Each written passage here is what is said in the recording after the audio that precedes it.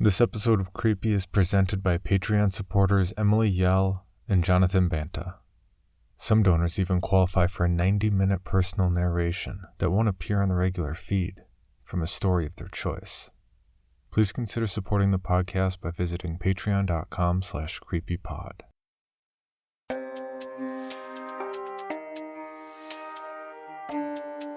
This is Creepy, a podcast dedicated to sharing the most famous, chilling, and disturbing creepypastas and urban legends in the world. Whether these stories truly happened or are simply fabrications is for you to decide. These stories may contain graphic depictions of violence and explicit language. Listener discretion is advised. Creepy presents The Bad Days, Day 15, Laughing Jack. Credited to user SnuffBomb on creepypasta.org. It was a nice summer day. My 5-year-old son James was playing outside in the backyard of our suburban home. James has always been a quiet boy. He plays by himself mostly. He never had many friends, but he always had a wild imagination. I was in the kitchen feeding our dog Fido when I heard what sounded like James talking to someone in the backyard. I'm not sure who he could have been talking to.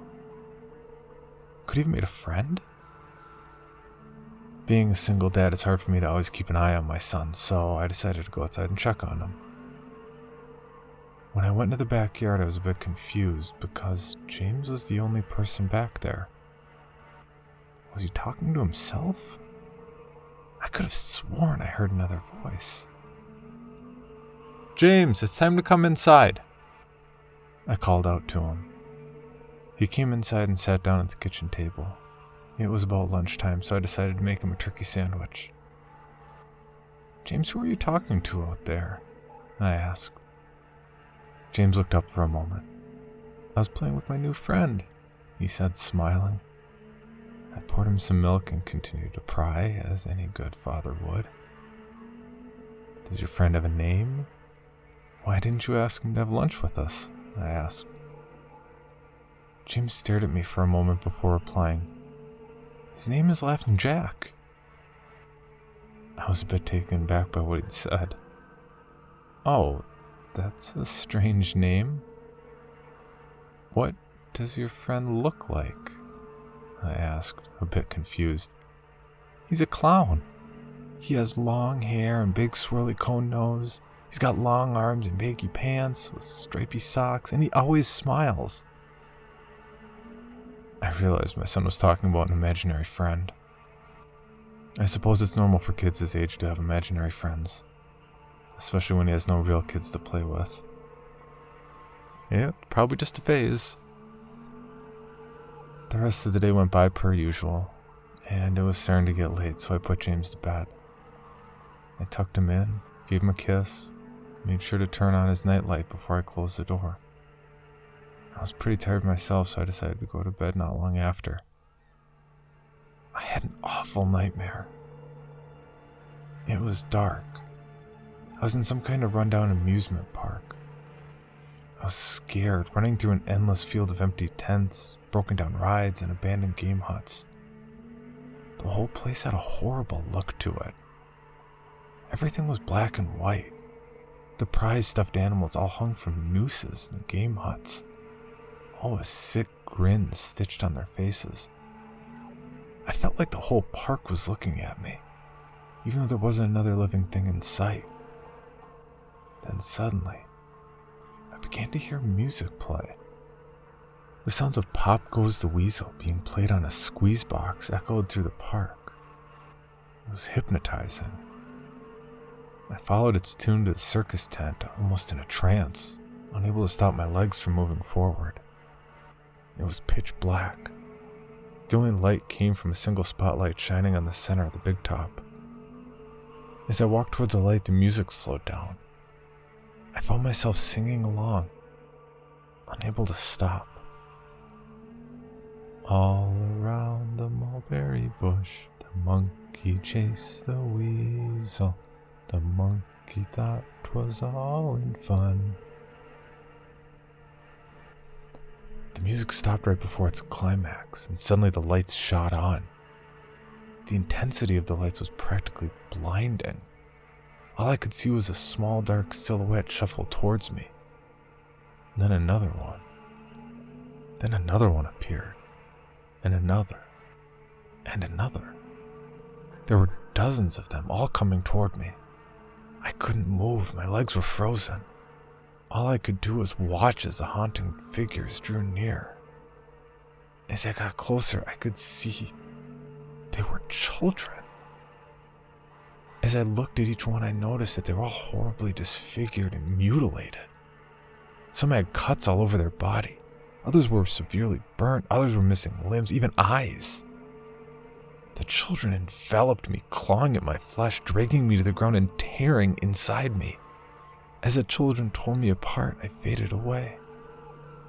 All I could hear was laughter. Horrible, awful, evil laughter. I woke up the next morning in a cold sweat. After taking a few deep breaths, I looked over and saw that a few of James' action figures were positioned facing me atop of my nightstand. I sighed. James had probably woken up early and put those there. I gathered up the toys and made my way to James's room. However, when I opened the door, James was sound asleep. I just shrugged, placed the toys back into his toy box, and headed out to the living room. A little while later, James woke up and made him his breakfast. He was quiet, seemed a bit groggy. Perhaps he didn't sleep well either. I decided to ask him about the toys. "James, honey, did you put the toys in my room this morning?" His eyes shot up to me for a moment and quickly glanced back down at his cereal. "Laughing Jack did it." I rolled my eyes and responded, "Well, you tell Laughing Jack to keep the toys in your room." James nodded and finished up his breakfast, then decided to go play out in the backyard. I went to relax in the living room and I must have dozed off because I woke up a couple hours later. Shit, I need to check on James. I was a bit worried. It had been over 2 hours and I hadn't checked on him. I stepped out into the backyard, but James wasn't there anymore. I was getting nervous, so I called out to him, "James! James, where are you?" Just then I heard a giggle come from the front yard. I rushed through the gate around the front of the house. James was sitting on the sidewalk. I breathed a sigh of relief and walked over toward him. "James, how many times have I told you to stay in the back?" "James, what are you eating?" James looked up at me, then reached into his pocket and pulled out a handful of hard candies in all colors. This made me very nervous. "James, who gave you that candy?" James just stared at me, not speaking. "James, tell me where you got that candy." James hung his head down and said, "Laughing Jack gave it to me." My heart sunk. I kneeled down to look him in the eyes. "James, I've had enough of this damn Laughing Jack thing. He's not real.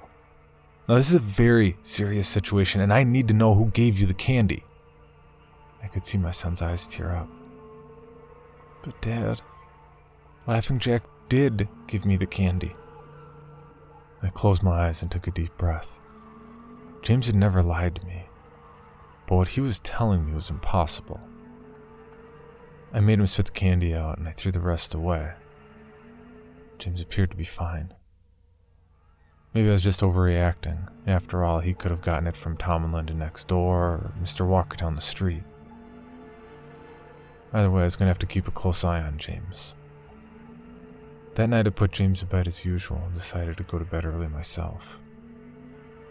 Suddenly I was woken up by a loud bang coming from the kitchen. I sprang out of bed and hurried down the stairs. When I got to the kitchen, I was horrified. Everything on the counters had been thrown to the floor, and our dog Fido hung dead from the light fixture. His stomach was cut open and stuffed with candy, the same type that James was eating earlier that day. My shock was quickly broken by a sharp scream coming from James' room, followed by loud crashes. I quickly grabbed a knife from the drawer and moved up the stairs with the speed only a dad whose child's in danger could have. I burst through the door and flicked on the lights. Everything in the room was knocked over and tossed on the floor. My poor son in his bed crying and shaking with fear. A pool of urine staining the sheets. I scooped my child up and ran out the door and went next door to Tom and Linda's house. Luckily, they were still awake. They let me use their phone and I called the police. It didn't take them long to arrive and I explained what happened. They looked at me as if I were crazy. They searched the house, but all they found was a dead dog and 2 trashed rooms. The officer told me that someone had probably gotten into the house and done this right before making a quick escape when they heard me coming up the stairs. I knew it wasn't true. All the doors were locked and none of the windows were open. Whatever was in my house didn't come from outside. The next day, James stayed inside. I didn't want him to leave my sight. I went into the garage and found his old baby monitor and set it up in his room. If anything came into his room that night, I was going to be able to hear it. I went to the kitchen and grabbed the largest knife from the drawer and put it on my nightstand. Imaginary friend or not, I was not letting anything hurt my little boy. Soon enough, night came. I put James to bed. He was afraid, but I promised him that I wasn't going to let anything happen to him. I tucked him in, gave him a kiss, and turned on the nightlight. Before closing the door, I whispered to him, "Good night, James. I love you." I tried to stay up as long as I could, but after a few hours I felt myself drifting off. My baby would be safe for the night, and I needed to sleep. Just as I lay my head on the pillow, I heard a soft noise come from the baby monitor I put on my nightstand. At first it sounded like interference, like the kind a radio would make. Then it turned into a soft moan. Was James asleep? Then I heard it. The laugh from my nightmare. That horrible laugh. I sprung from my bed and grabbed a knife from the nightstand. I rushed over to James's door and creaked the door open. I tried the light switch, but it wouldn't come on. I took a step in and I could feel the warm, thick liquid at my feet. Suddenly, James's nightlight came on and I could see the absolute horror laid out in front of me. James's body was nailed up on the wall, the nails piercing through his hands and feet. His chest was wide open and his organs hung down to the floor. His eyes and tongue had been removed along with most of his teeth. I was disgusted. I barely believed this was my baby boy. Then I heard it again. The soft, desperate moan. James was still alive. My baby, my poor baby, in so much pain, barely clinging to life. I ran across the room and vomited on the floor, but my sickness was interrupted by a horrible cackle coming from behind me. I spun around while still wiping bile from my mouth. Then out of the shadows emerged the fiend responsible for all this horror. Laughing Jack.